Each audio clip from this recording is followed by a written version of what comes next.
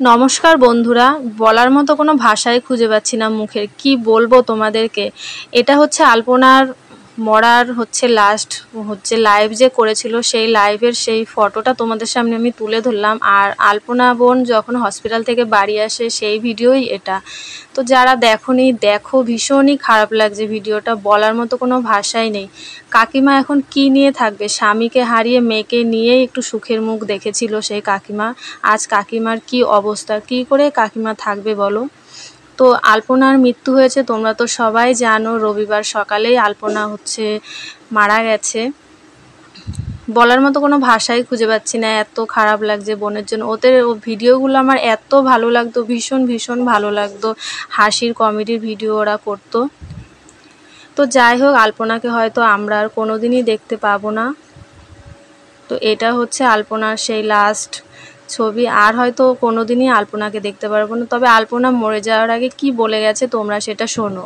সবাই জানো, আমরা এর আগে হোমিওপ্যাথি ওষুধ খাওয়ালাম। আমরা মনে করলাম কি, ডাক্তারবাবু বললো যে হোমিওপ্যাথি ওষুধ খেলেই ভালো হয়ে যাবে, আমি পাথর বের করে দেবো। খেটে খেটে খেটে খেটে দেখেছি যে বের হলো কি না, আমরা আবার পরীক্ষা করলাম। না, যে বন্ধুরা কমেন্ট করলো না, অনেক বন্ধুরা কমেন্ট করে বললো যে তোমরা হোমিওপ্যাথি ওষুধ খায় না, একবারে অপারেশন করে নাও, নাহলে এই পাথর কোনোদিনও জীবনে ভালো হবে না। আর নানান কথা শুনে আমরা মনে করছি না, না এরকম।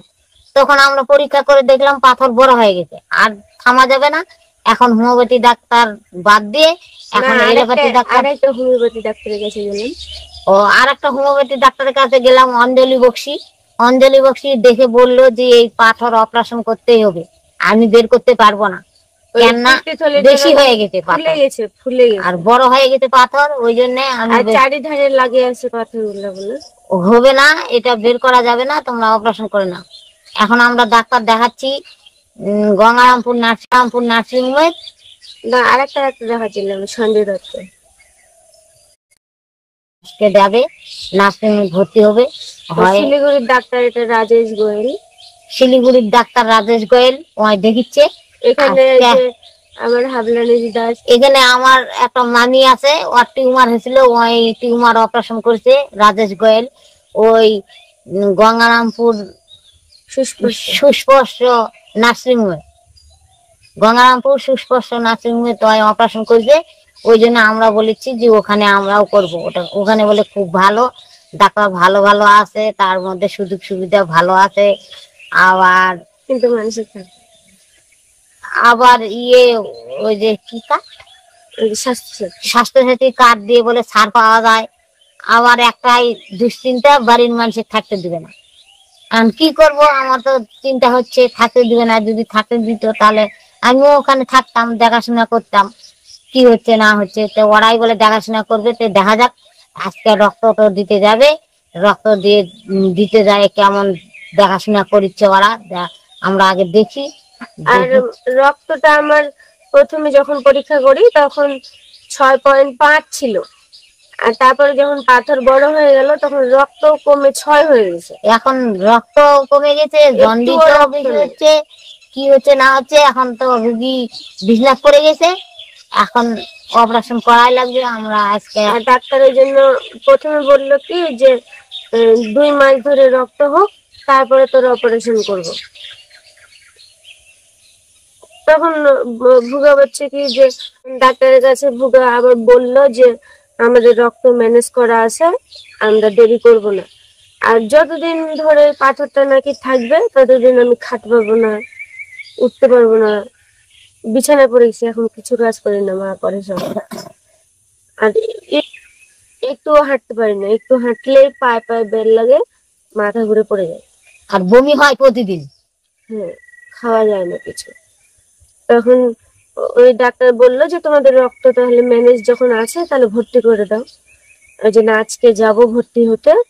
আজকে মঙ্গলবার, মঙ্গলবার বুধবার ভর্তি রাখবে, রক্ত দিবে, তারপর বৃহস্পতিবার ছুটি, তারপর শনিবারে আবার ভর্তি নেবে, তখন অপারেশন করবে। তার জন্য বন্ধুদের জানালাম, সকাল সকাল জানানোর জন্য চলে আসলাম তোমাদের সামনে। এতদিন তো আমরা ভিডিও করিনি, আর এখনো আর ভিডিও করব না যতদিন সুস্থ না হবে ততদিন আর ভিডিও দিতে পারবো না। তোমরা সবাই ভালো থাকো, সবাই আশীর্বাদ করো আলপনা তাড়াতাড়ি ভালো হয়ে আসুক, আমরা যেন আবার ভিডিও দিতে পারি। কৃষ্ণের কাছে সবাই কামনা করো। আমরা তো বন্ধুরা, তোমরা তো সকলেই জানো যে আলপনা বোন আর বেঁচে নেই, তো ভীষণই খারাপ লাগছে। আর ওদের প্রত্যেকটা ভিডিওই আমি ফলো করতাম, আমার ভীষণ ভালো লাগতো ওদের এই ফানি ভিডিওগুলো দেখতে। তো মন থেকে বিশ্বাসই করতে পারছি না যে আলপনা বোন আর বেঁচে নেই। তো তোমরা সবাই ওর আত্মার শান্তি কামনা করো, যে ও যেন তারাদের দেশে ভালো থাকে। ভীষণই খারাপ লাগছে, বলার মতো কোনো ভাষাই নেই।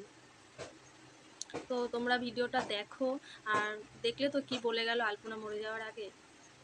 তো সবাই এরকম ছোটোখাটো রোগ হলে নিয়ে বসে থাকবে না, অবশ্যই চিকিৎসা করবে, কারণ ছোট রোগের থেকে সেই রোগটা অনেক বড় হয়ে যায়।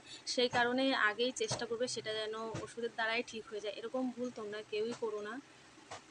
তো যাই হোক, আর কি বলবো, বলার মতো সেরকম কোনো ভাষাই খুঁজে পাচ্ছি না।